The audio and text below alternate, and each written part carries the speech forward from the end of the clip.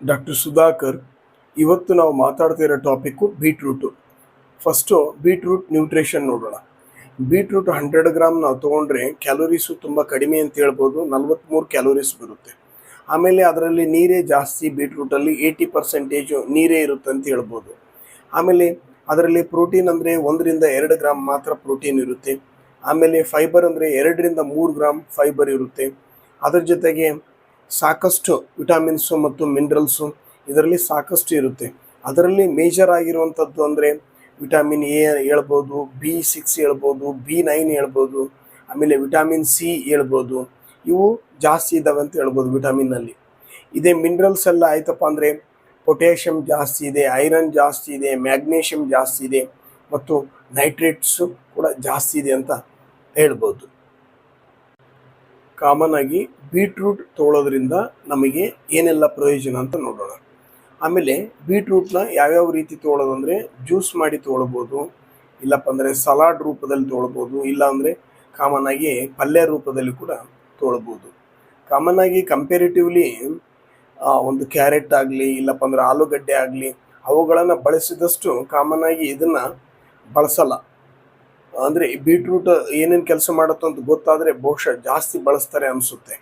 ಹಾಗಾಗಿ ಇದರಿಂದ ತುಂಬ ಯೂಸಸ್ಗಳಿದೆ. ಒಂದೊಂದಾಗಿ ಈಗ ನೋಡೋಣ. ಮೊದಲನೇದು ಯಾವುದಪ್ಪ ಅಂದರೆ ಮೇಯ್ನಾಗಿ ಇದು ಏನು ಮಾಡತ್ತಪ್ಪ ಅಂದರೆ ನಾವು ನಮ್ಮ ದೇಹದಲ್ಲಿ ವರ್ಷಾನುಗಟ್ಲೆ ನಾವು ಈ ಒಂದು ಟಾಕ್ಸಿನ್ಸ್ ಆಗಲಿ ಒಂದು ಹಾರ್ಮ್ಫುಲ್ ಕೆಮಿಕಲ್ಸ್ ಎಕ್ಸ್ಪೋಸರ್ ಆಗಿರ್ತೀವಲ್ಲ, ಅವುಗಳಿಂದ ಬಾಡಿ ಏನಾಗಿರುತ್ತಪ್ಪ ಅಂದರೆ ಒಂದು ಒಂದು ಕೆಟ್ಟಿರುತ್ತೆ ಅಂತ ಹೇಳ್ಬೋದು. ಅದನ್ನು ಬಾಡಿನ ಕಂಪ್ಲೀಟ್ಲಿ ಡಿಟಾಕ್ಸಿಫಿಕೇಷನ್ ಮಾಡಬೇಕಪ್ಪ ಅಂದರೆ ಬೀಟ್ರೂಟು ಫಸ್ಟ್ ಕೆಲಸ ಅದು ಮಾಡುತ್ತಂತ ಹೇಳ್ಬೋದು. ಬಾಡಿನ ವರ್ಷಾನುಗಟ್ಲೆ ನಾವು ಒಂದು ಟಾಕ್ಸಿನ್ಗಳಿಂದ, ಒಂದು ವಿಷಕಾರಿ ಪದಾರ್ಥಗಳಿಂದ ಮತ್ತು ಕೆಮಿಕಲ್ಗಳಿಂದ ಏನು ಹಾಳಾಗಿರುತ್ತೆ ನಮ್ಮ ದೇಹದಲ್ಲಿ ಅದನ್ನು ಅದ್ಭುತವಾಗಿ ಡಿಟಾಕ್ಸಿಫಿಕೇಷನ್ ಮಾಡಿಕೊಡುತ್ತೆ ಯಾವುದಪ್ಪ ಅಂದರೆ ಬೀಟ್ರೂಟು.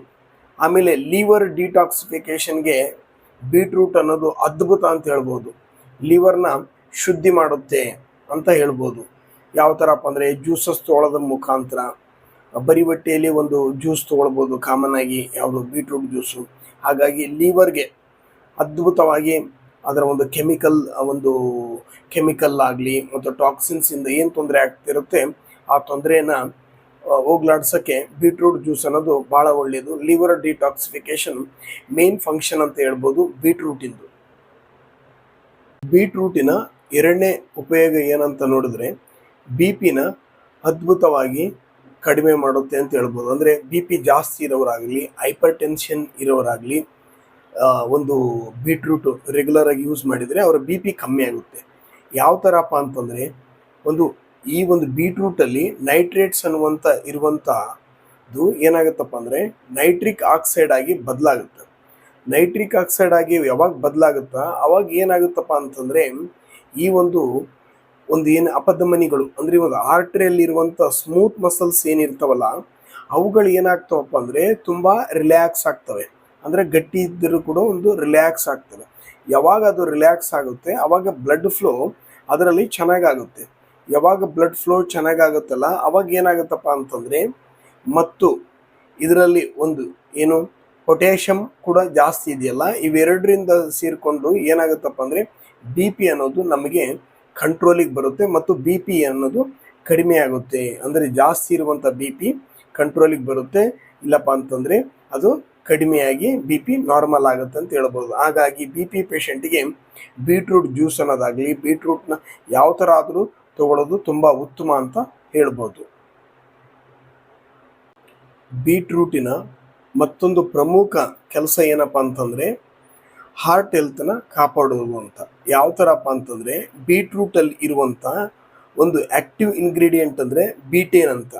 ಆ ಒಂದು ಆ್ಯಕ್ಟಿವ್ ಇಂಗ್ರೀಡಿಯೆಂಟ್ ಏನಿದೆಯಲ್ಲ ಇನ್ನಿತರ ನ್ಯೂಟ್ರಿಯೆಂಟ್ಸ್ ಇದ್ದಾವಲ್ಲ ಅವುಗಳ ಜೊತೆ ಸೇರಿಕೊಂಡ್ರೆ ಅದು ಯಾವುದ್ಯಾವುದಪ್ಪ ಅಂತಂದರೆ B6, B12 ಆಮೇಲೆ ಒಂದು ಫೋಲಿಕ್ ಆ್ಯಸಿಡ್ ಇವುಗಳ ಜೊತೆ ಸೇರಿಕೊಂಡಾಗ ಏನಾಗುತ್ತಂದ್ರೆ ನಮ್ಮ ದೇಹದಲ್ಲಿ ಹೋಮಿಯೋಸಿಸ್ಟಿನ್ ಲೆವೆಲ್ ಏನಾದರೂ ಜಾಸ್ತಿ ಇತ್ತಪ್ಪ ಅಂತಂದರೆ ಅದು ಏನಾಗಿರುತ್ತಪ್ಪ ಅಂದರೆ ಒಂದು ಕೊರೊನರಿ ಆರ್ಟರಿ ಡಿಸೀಸ್ಗಳು ಅಂದರೆ ಹಾರ್ಟ್ ಡಿಸೀಸ್ ಬರಲಿಕ್ಕೆ ಅದು ಜಾಸ್ತಿ ಇದ್ದಾಗ ಹಾರ್ಟ್ ಡಿಸೀಸ್ ಬರ್ತವೆ. ಹಾಗಾಗಿ ಆ ಒಂದು ಲೆವೆಲ್ನ ಕಡಿಮೆ ಮಾಡಬೇಕಪ್ಪ ಅಂದರೆ ಈ ಬೀಟೇನು ಇವುಗಳ ನ್ಯೂಟ್ರಿಯೆಂಟ್ಸ್ ಜೊತೆ ಸೇರಿಕೊಂಡಾಗ ನಮ್ಮ ದೇಹದಲ್ಲಿ ಒಂದು ಹೋಮಿಯೋಸಿಸ್ಟಿನ್ ಲೆವೆಲ್ನ ಕಡಿಮೆ ಮಾಡಲಿಕ್ಕೆ ಹೆಲ್ಪ್ ಮಾಡತ್ತಂತ ಹೇಳ್ಬೋದು. ಹಾಗಾಗಿ ಒಂದು ಹಾರ್ಟ್ ತೊಂದರೆಗಳನ್ನು ದೂರ ಮಾಡತ್ತಂತ ಹೇಳ್ಬೋದು ಬೀಟ್ರೂಟು. ಬೀಟ್ರೂಟಿನ ಮತ್ತೊಂದು ಯೂಸ್ ಏನಪ್ಪ ಅಂತಂದರೆ ನಮ್ಮ ಸ್ಟೆಮಿನಾನ ಇದು ಇನ್ಕ್ರೀಸ್ ಮಾಡುತ್ತೆ.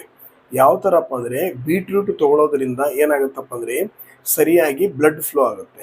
ಸರಿಯಾಗಿ ಬ್ಲಡ್ ಫ್ಲೋ ಆಗೋದ್ರ ಜೊತೆಗೆ ಇಲ್ಲಿ ನೈಟ್ರೇಟ್ಸ್ ಇರೋದ್ರಿಂದ ಏನಾಗುತ್ತಪ್ಪ ಅಂದರೆ ನೈಟ್ರೇಟ್ಸ್ ಏನು ಮಾಡುತ್ತಪ್ಪ ಅಂತಂದರೆ ಸರಿಯಾಗಿ ಬ್ಲಡ್ ಫ್ಲೋ ಜೊತೆಗೆ ನಮ್ಮ ಆಕ್ಸಿಜನ್ನ ಜಾಸ್ತಿ ಮಾಡುತ್ತೆ ನಮ್ಮ ದೇಹದಲ್ಲಿ. ಯಾವಾಗ ನಮ್ಮ ಬ್ಲಡ್ ಫ್ಲೋ ಜಾಸ್ತಿ ಆಗಿ ಆಕ್ಸಿಜನ್ ಕೂಡ ಚೆನ್ನಾಗಿತ್ತಪ್ಪ ಅಂದರೆ ಆವಾಗ ನಮಗೇನಾಗುತ್ತಪ್ಪ ಅಂದರೆ ಶಕ್ತಿ ಚೆನ್ನಾಗಿ ಬರುತ್ತೆ ಅಂತ ಹೇಳ್ಬೋದು.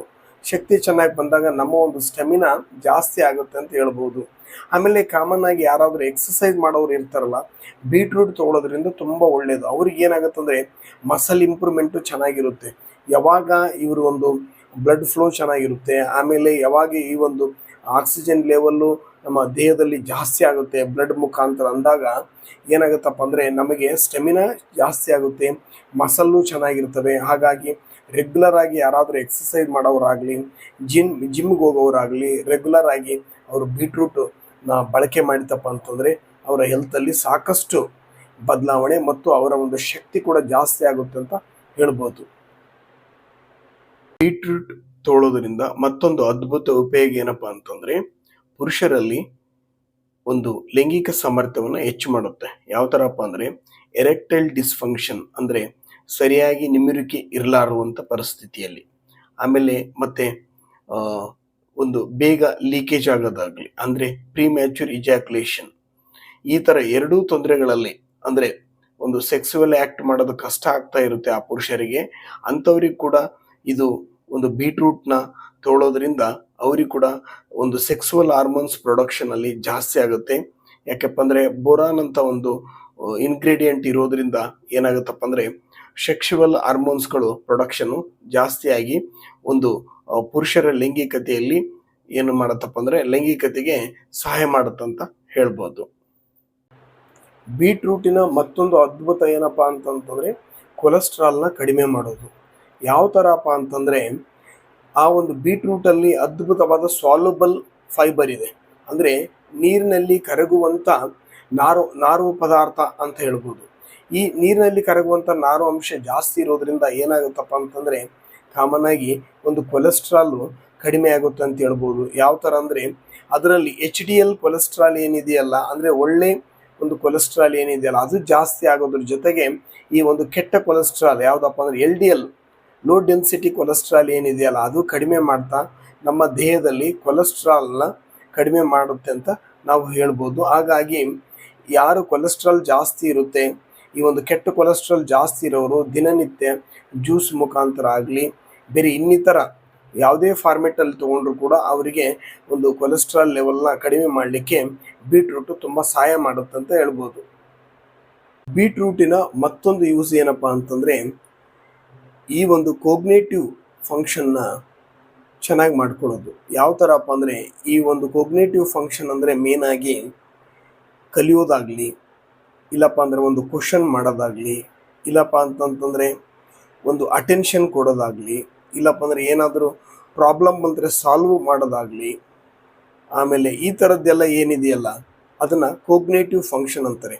ಈ ಕೋಗ್ನೇಟಿವ್ ಫಂಕ್ಷನ್ನು ಬ್ರೈನಲ್ಲಿ ಯಾವ ಥರ ಇರುತ್ತಪ್ಪ ಅಂತಂತಂದರೆ ಫ್ರಾಂಟಲ್ ಲೋಬಲ್ಲಿ ಫ್ರಾಂಟಲ್ ಲೋಬು ಇದನ್ನು ಒಂದು ನಿರ್ವಹಿಸ್ತಾ ಇರುತ್ತೆ. ಯಾವಾಗ ಈ ಬೀಟ್ರೂಟನ್ನು ಜಾಸ್ತಿ ತೊಗೊಳ್ತೀವಿ ನಾವು ಕಾಮನ್ ಆಗಿ, ಅವಾಗ ಏನಾಗುತ್ತಂದರೆ ಆ ಒಂದು ಫ್ರಾಂಟಲ್ ಲೋಬಿಗೆ ಬ್ಲಡ್ ಸರ್ಕ್ಯುಲೇಷನ್ ಜಾಸ್ತಿ ಆಗುತ್ತೆ. ಅದರ ಜೊತೆಗೆ ಆಕ್ಸಿಜನ್ ಕೂಡ ಜಾಸ್ತಿ ಆಗೋದ್ರಿಂದ ಏನಾಗುತ್ತಪ್ಪ ಅಂದರೆ ಈ ಕೋಗ್ನೇಟಿವ್ ಫಂಕ್ಷನ್ಸು ಅದ್ಭುತವಾಗಿ ಅಂದರೆ ಒಂದು ಮರುವಾಗಿರ್ಬೋದು, ಮರು ಕಮ್ಮಿ ಆಗುತ್ತೆ.